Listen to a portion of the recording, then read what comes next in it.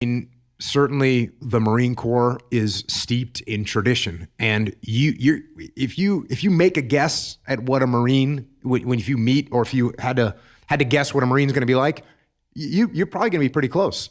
I mean, Marines have a incredible program to indoctrinate their people into the culture of the Marine Corps, and the Marine Corps has an incredibly strong culture. It's a powerful culture. I love the Marine Corps. I've worked with the Marine Corps a ton, and they're outstanding.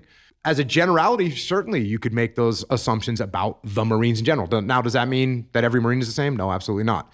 Same thing with the Army, same thing with the Air Force, same thing with the Navy. You've got these kind of stereotypes that exist for a reason.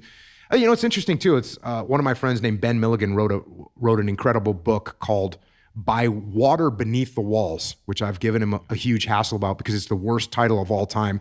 But it's certainly the best book written about the SEAL team's history and where the SEAL teams came from. And it's interesting. It's something that I had heard from a SEAL officer that had given a speech years ago at his change of command. And what he said was, hey, listen, he was trying to emphasize why the SEAL teams were good. And one of the things he said was, you know, in the Army, and he was talking historically, he goes, hey, in the Army, if you start to lose a battle, you can just retreat and run away. In the Navy, traditionally, we're fighting on board a ship. And if we can't run away, we're fighting, and if we lose, we die. So SEALs can't quit. It was sort of this, little over the top expression. But when you take that a little bit further, when you look at the history of the Navy, if we were in the Navy 150 years ago, you would have to go on deployment. You would take your ship and you would sail somewhere, and you wouldn't be able to talk to me anymore. So you would have to understand what it is you were trying to accomplish and then just go out there and make it happen. That's decentralized command. And that's something that exists in the SEAL teams without question. Very decentralized command. And that's one of the absolute strengths of the SEAL teams is you've got leaders at every level inside the organization that if they don't know exactly, if they're not told what to do, they're going to go, okay, haven't been told what to do, but I'm going to go figure it out. And that's one of the strengths of the SEAL teams.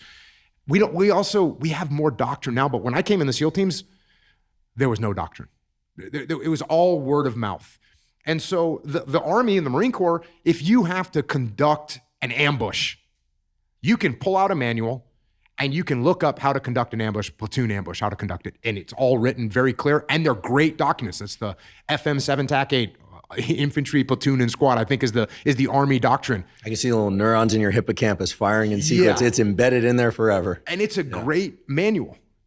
And you can pull that thing out and you have a place to start from. In the SEAL teams, we didn't have that at all. So you would hear from your platoon chief, this is how you conduct an ambush. And he had heard it from his platoon chief, who heard it from his platoon chief, who heard it from his platoon chief, and that platoon chief was in Vietnam.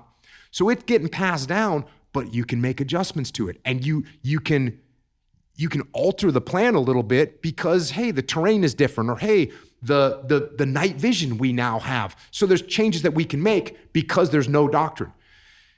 So not having any doctrine in many ways is a strength. Also, it can be a weakness because if you've got a new platoon commander that's never done an ambush before and he has no idea what he's doing, his platoon chief has been out of the loop for a long time and he doesn't know what he's doing, there's no reference. So there's strengths and weaknesses, just like any characteristic, right? Everybody's characteristic, you've got strength and you've got weaknesses, and your weaknesses can be strength and your strength can be weaknesses.